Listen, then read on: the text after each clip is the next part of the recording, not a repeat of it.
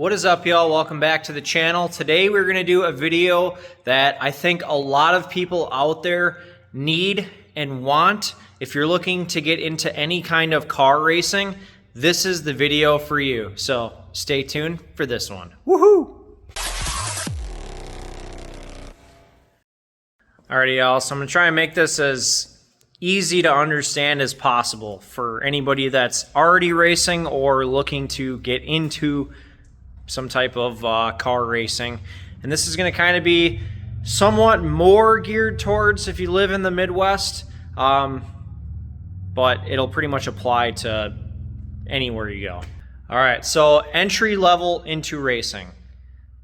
All you need is a car. You don't need anything fancy. You don't need a ton of mods. This car makes 87 horsepower, and this car goes to the races all the time. So if you're wondering what kind of racing that is, it is autocross, otherwise known as parking lot autocross. Sometimes the races take place also not in a parking lot. They could be at a racetrack, like an oval track, and they'll use part of the outside oval and sometimes the center. But autocross is the entry level into motorsport for cars. So now that you have your car, don't do anything to it. You don't need to. The only thing I would ever recommend to somebody new getting into racing is tires. Get yourself a good set of 200 treadwear tires. If you're just wondering what they are, Bridgestone RE71 RS's, I think, is the new one. You have your Falcon RT660s. Now they have the pluses. Also your Yokohama AO52s.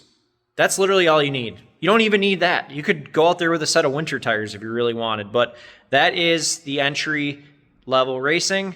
And in order to do that, I would say that probably the easiest thing to do to find a local event near you would be go to motorsportreg.com, create a free account. You can put in your area, location, or even like if there's a certain track near you, you could even type that in to search. It goes by distance. It'll pull up all the local races probably within hundreds of miles of you if you really want to set it to that. And you can sign up for events on there. Some of the organizations that are putting on those events require you to be a member. You have to read in the fine print if you do or not. But most autocrosses range anywhere from, I would say, 25 to 60 bucks. Average is probably around 40, but just kind of depends on where you're at. So do some of those first. I would say a season or two minimum. You don't have to, but it's a good idea before you get into any other kind of stuff. Have a season of that.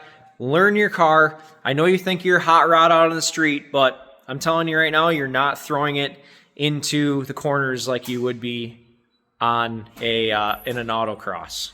So once you've done some of those autocross races, like I said, you don't have to, but it's a good idea. The next step up from there is HPDE, or otherwise known as a track day. And HPDE, if you see that on any of the websites, is high performance driving experience. I've heard people say driving education too, just kind of depends on where you're at. I think they've changed the name on there or whatever, but not 100% sure. But HPDE track day, it's the same thing.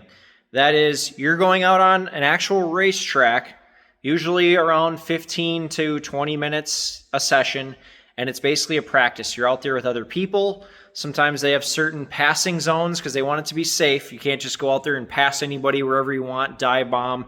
They keep it safe for you, so that way you don't have to wreck your nice car or shitty car, depending on what you have, or somebody else's car. So track days, usually those run anywhere from, I would say, 150 on average up to 250. Just kind of depends. That's average. I have seen them more, but average price, especially in our area, is right around there. So you go out there, you run 100 plus mile an hour on some of these tracks, have a great time, and then they also have, normally on the same day, but sometimes they can do it maybe the following day. They'll have what's called high-speed autocross, which is different than parking lot autocross. It's still a timed event, but it's different than the track day, where the track day is just practice, where you're going out there spinning laps, having fun. High-speed autocross, you're actually out on track getting time. And usually that's timed from a dead stop. So you'll take off, they'll send a car, or they'll send you. You go out there, you do your fastest lap possible, come across the finish line, and you get timed. Every 10 to 15 seconds, they send another car, so you aren't the only one out there. But as soon as you're done with your lap, you got to make sure you get around, get off the track, so that way if there's a car behind you that's faster, you don't impede their time. So HPDE, track day, high-speed autocross, which is the time portion of it, that is the next step up from parking lot autocross. And I would recommend you have quite a few of those before you decide to get into the next form of motorsport. One thing I didn't mention is, depending on the organization you were running the autocross with, you may need to be a member. So the main sanctioning bodies across the U.S. are SCCA, NASA, and then in our local Midwest area where we're at is Midwestern Council, and that's who I race with. So let's just show you in Midwestern Council kind of what that means before you decide to get into any of these other things. I don't think with most of the parking lot autocross stuff, a lot of times you don't have to be a member. But for high-speed autocross, HPDE, sometimes you do, and then for wheel-to-wheel, you definitely have to be a member. So Midwestern Council, like I said, is who I run with. These are all the sanctioning bodies. Basically, Midwestern Council is the umbrella on top, and then you have fingers that come off, and all these clubs are below it. So you have to be part of one of these clubs. I'm in particular part of the Madison Sports Car Club. And on here it kind of shows where each one is. So a lot of times whichever one's closest to you is kind of, maybe which organization you could be or club you could be a part of. So now that you're a club member, I think the membership for most of those clubs is right around $50. You did some autocrosses, you did some high-speed autocrosses, you did some track days, you're ready to jump into the wheel-to-wheel now for sure. So that's your step, become a member, and then we're going to go over all that juicy stuff right now. So real quick rundown on what wheel-to-wheel racing is. Wheel-to-wheel is where you're actually on track, battling with other people for position, just like you watch on TV. Unlike track days and parking lot autocrosses, you can't have zero experience and just show up to a race. It doesn't work like that. You have to actually go through and get a license, a racing license. So normally when you do that, you'll get a provisional license. So to get your provisional license, you have to go through a school. Midwestern Council puts on a school at Black Hawk Farms twice a year. They do closed wheel and open wheel. Closed wheel is like what I have here. Open wheel would be sort of like a IndyCar style or a Formula One style car. So they do offer both of those schools there. So you sign up for that school. If it's SCCA, they have those all over the country. NASA, they do too. You just have to look and see where they offer a school near you. And also, if you don't have a car, you can rent one usually and go through the schools as well. So you don't have to worry about working on your car, stuff breaking during the school, that sort of thing. So for Midwestern Council, I believe you go on Motorsport Reg. I think they have it listed on there. You'll sign up for the school, and I believe it was right on between $400 and $450 for the schooling. I did mine last April, so it was a little chilly. Weather is sometimes questionable, so make sure you have your car prepared for that, and you prepared for that as well. Or it could be in July. That's where Midwestern Council does their second one for the year, and it's usually hotter than hell. So this year, I think it was in the 90s. So basically, you'll go through the school after you sign up for it on Motorsport Reg. They have like a week before the school takes place, maybe 2 weeks. They'll do like a Skype type online meeting. They'll kind of introduce themselves. The instructors will. They'll go over how everything's going to work. They'll go over all the rules for the most part that you'll need, which you'll still want to read the rule book, but they'll go over all the safety rules and how the racing takes place. And then you'll take a test. As long as you pass that, you get to show up for the weekend of the school. You'll go through that entire school day. They'll throw all sorts of crazy stuff at you. They'll make you do practice starts. They'll throw the ambulance out there. Make sure that you react accordingly. Make sure you're safe. That's the biggest thing. They don't care how fast you're going. They just want you to be safe and be not out of control out there. So that's the biggest thing. As long as you can do that and have fun, great time. So you go through the school. If you pass, that's on a Saturday.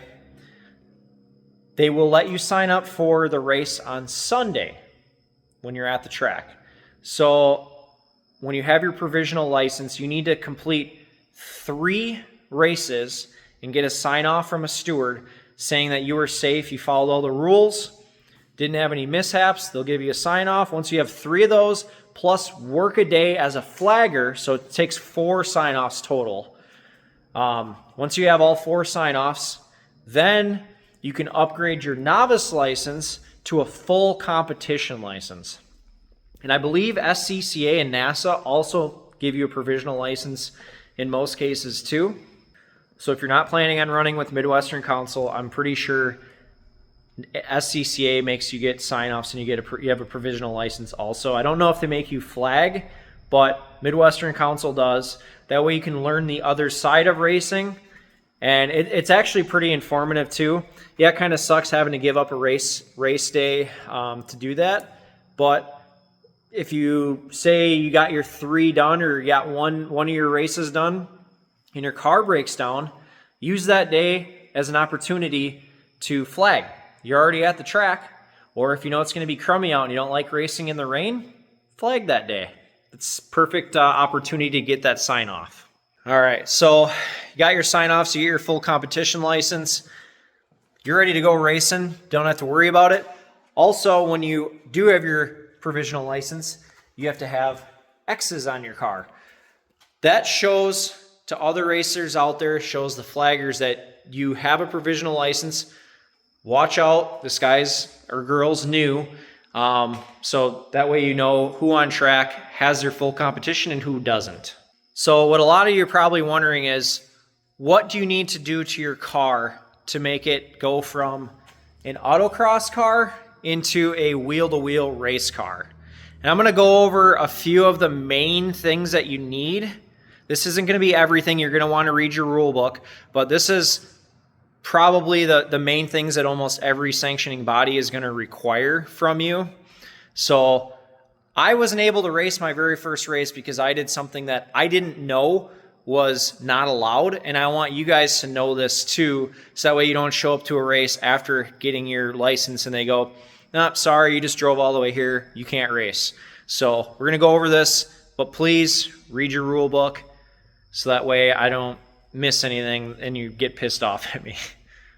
So I think we're going to start at the front of the car and work our way back. And my car races in what's called the ST2 class, which is kind of a Midwestern Council, actually it is a Midwestern Council specific class. It's a street tuner class. They have ST1, 2, 3, and 4. A lot of it has to do with the displacement of the engine and your weight. So where we're at a 1.8 liter. We weigh 2,500-ish pounds with me in it. That puts us in that, but there is guys with CRXs with that are lighter weights. You'd want to read the rules if that's a class that you would want to be in or whatever. But yeah, we're going to go over the main things right now. All right, so at the front of the car, what I would recommend and what is required, front tow hook. I just kind of stuff that in there. One thing recommended, you definitely want to do something with brake cooling, especially if you run a splitter. Not required, but good idea. Headlights, got to have those covered. As you can see, I have an X on the front of my car as well. I have one there. I have one on every corner on the car.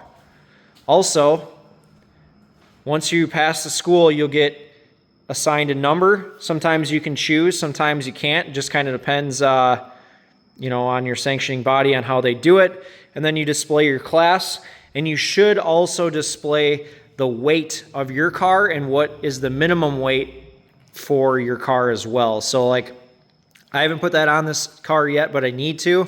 So I would display, my car needs to weigh 2,194 pounds minimum.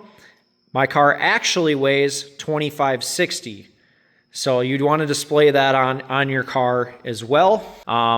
Also near your fire extinguisher, and we're going to get that into that next, but since we're here, you want to display an E for it's an emergency thing. That's usually near where your fire extinguisher is. And I think they also run that where if you have a battery fuel pump disconnect switch, usually run that sticker near that, so that way the flaggers can find that fast also. So exterior wise, headlights in the front, that sort of thing. Make sure you got good cooling. Depending on your class, they may designate what you need to run for tires. These ones are a little dirty, but running slicks. So that's pretty much the front of the car. Check your rules for what you need to run engine-wise, power, weight, that sort of thing. Every class is completely different. Same with aero. This class, you can pretty much run a big wing and a big front splitter. So I have a removable splitter there. Uses professional awesome mounts. Can take it on and off to get it on and off the trailer. Pretty sick, definitely recommend them. So depending on your class, you may be able to run aero. Also, number displayed on the front of the car. Some guys run it on the windshield like I do. Some guys also run it big on the hood. As far as inside of the car, you have fire extinguisher, which some organizations allow you to run a fire extinguisher. Some make you run a fire suppression system where you pull a pin or push a button and it will release the agent, depending on whatever it is, inside the car, under the hood, that sort of thing, in the fuel area. So read your rule book if you're allowed to run a fire extinguisher. That's kind of how I mounted mine. Make sure you got a nice rear view mirror. I also run a camera for a rear view setup. Pretty nice having that extra, vision. That's one of the things that a lot of people don't realize when they're building a car is how little vision you have once you have all your safety stuff on and are strapped in the car. You have very little vision out the sides and like in your blind spots behind you. It's tough to see. So from there, I'm going to talk about the roll cage. So this is a SCCA approved cage that Auto Power, you can see the brand up there, makes. So it doesn't have a dash bar. Our sanctioning body doesn't require a dash bar unless it's like a convertible, like a Miata, that sort of thing. But this one is SCCA approved. You can look it up. They have them for almost every vehicle. So if you don't want to go that route, you can have somebody custom build it also. Just make sure they're building it to the rule book's specs. A couple things not required, but lots of people do run, is a cooling suit system. Really hot days, this is great. You have a cooler, fill it full of ice and water. You have a shirt that has like piping in it, and there's a pump built in. Pumps nice cool water through your chest area, and you stay nice and cool. The other optional thing for our organization is a radio system. This is so I can talk to my crew chief when we're racing. So pretty sick, not required in most sanctioning bodies, but it is nice to have that. Coming over to the driver's side, the next thing we're going to talk about is the seat. So most organizations require a bar that goes from here connecting the seat to the roll cage. With our club, and I think SCCA may be the same, if you have an FIA approved seat, you don't have to do that. So I bought an FIA seat. It is date coded depending on your organization. They may make you only be able to run the seat until, let's see here. So this one's not valid after 2027, it says. So you pay more for an FIA seat, but then you don't have to run a bar. They're actually really nice, super comfortable. So some places make you run the ear things. Ours do not. I just really liked it for the safety aspect of it, so I got that. But yeah, an FIA approved seat. Otherwise, you could do something like a Kirky, that sort of thing. You would just need to attach the seat back to the rear bar. Another thing you need is approved seat belts. So they have a tag on them, if I can find it here, that has SFI. They're dated. Once they're past June 2027, you need to get new ones. So they last a couple years and that's it. So if you have ones that have an old date on them, throw them out, get a new set. You can also send some of them in to get recertified. RaceQuip does not do recertifications though. Next thing, since we're over here, is a window net. So get that bad girl popped in there. Pretty sweet. Basically keeps your hands from flying out your arms if you're in a rollover or a really bad wreck.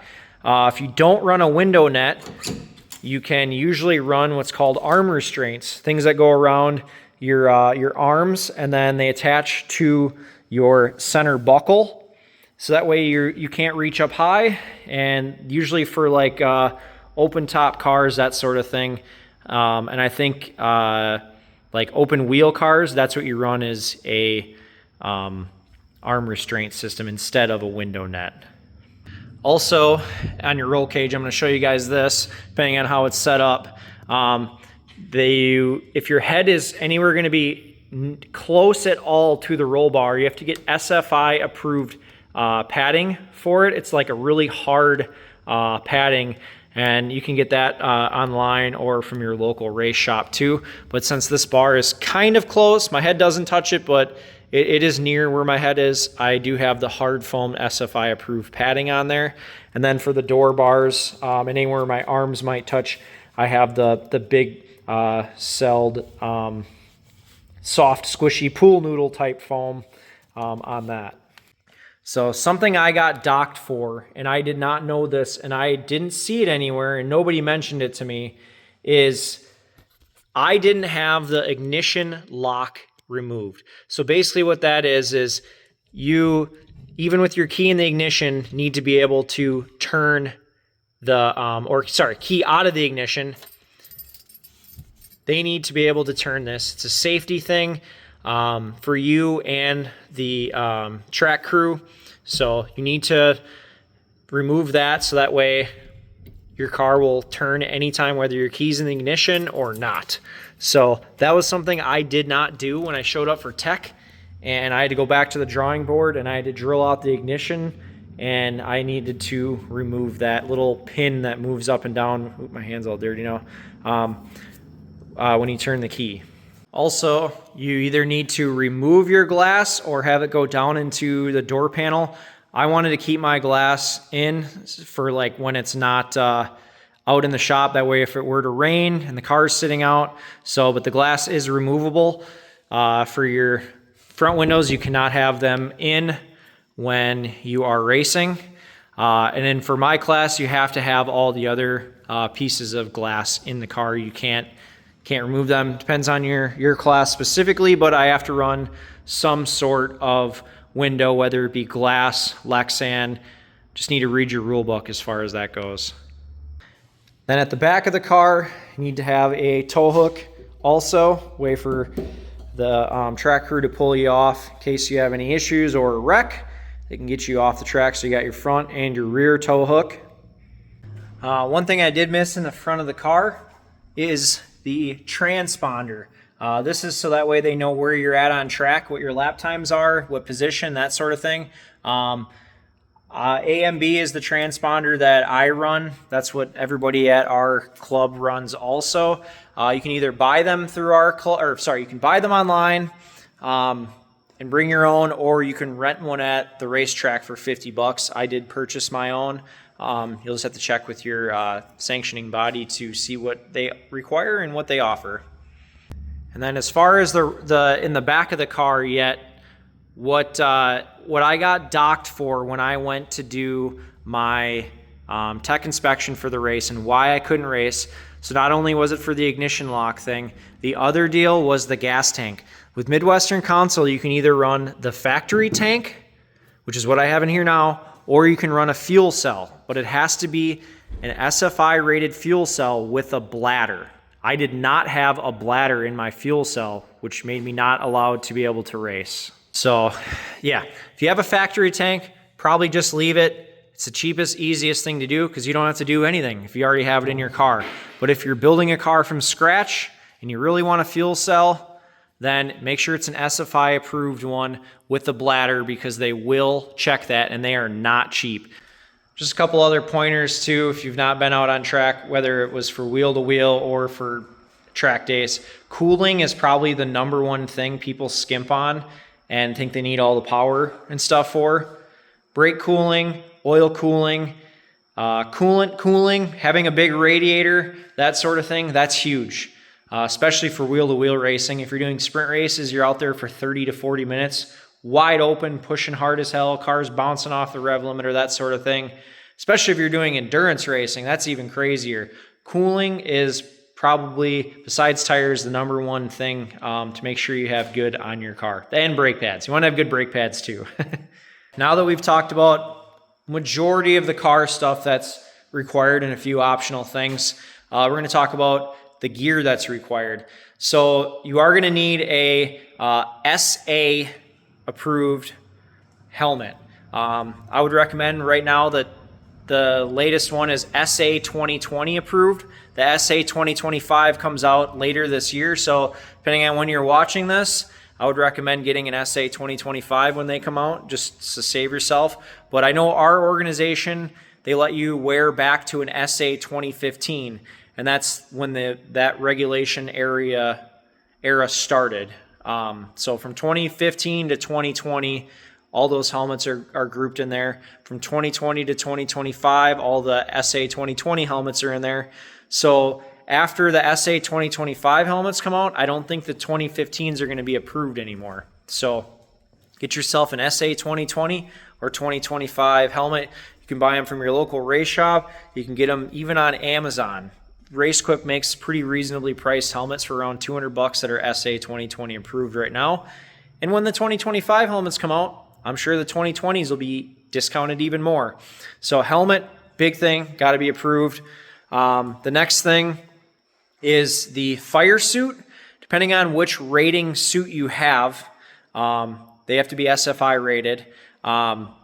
You may need to wear underwear protection. You'll need to check the rule book, but I have a undershirt. My cooling shirt actually is SFI approved. You don't have to have the cooling one, but you may have to have an undershirt, underpants, socks, and a balaclava that are all SFI approved. And then SFI approved gloves as well. So those are the main things that you'll need. Oh, and SFI rated shoes.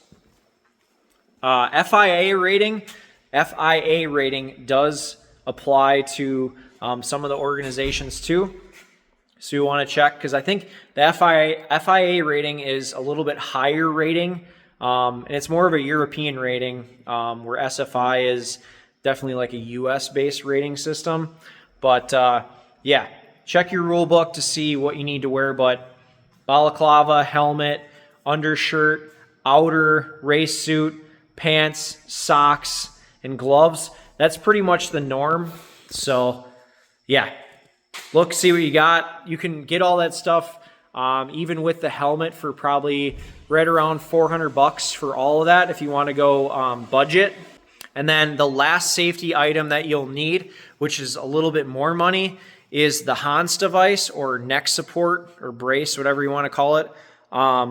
You can get a Hans branded one. You can get a couple other branded ones. The one I got, I think, was right around $250, $300 for that also. Mine is a ZAMP, Z-A-M-P, Z-Tech, between $200 and $300. So that's the other thing you'll need. That attaches to your helmet with little straps, so that way your head can't come forward, and it helps save your neck. It's one of the things that if it would have been required back in the day, Dale Earnhardt would probably still be here. So after that, I'm pretty sure that's when it became required. So it's a great device. That also, when your straps go over it, is one of the reasons why I have a rear-facing camera, because with that, my head can literally only turn maybe this much. so it's hard to see out my mirrors somewhat even, or I can see out my mirrors, but I can't really like look fully to see out my windows. So it's very restrictive in the car for safety reasons. So that's probably the only drawback to having all that safety stuff is your view, your peripheral vision is definitely restricted, that's for sure. So yeah, you got your car, whether it be a street car, your full-on race car, you got all your safety gear. Those are probably the main points to go racing. I would say to set up a average car, so like say you want to build a Miata, cheapest probably car to build for wheel-to-wheel racing. That with all your safety gear, you're probably looking anywhere from 10 to 20 grand. Autocross, whatever you got, show up, shitbox, nice car, Lambo, whatever it is. Some organizations even allow trucks. So whatever you got, there's a place for you. There's a place for you to go racing all across the country. So Motorsport Reg, #1 place to find those events. Also do some Facebook searching. Watch some YouTube videos and make sure you like and subscribe and hit that bell for notifications so we can bring you guys all of the racing action and you can follow along on my journey. So we'll catch you later, y'all. Have a good one.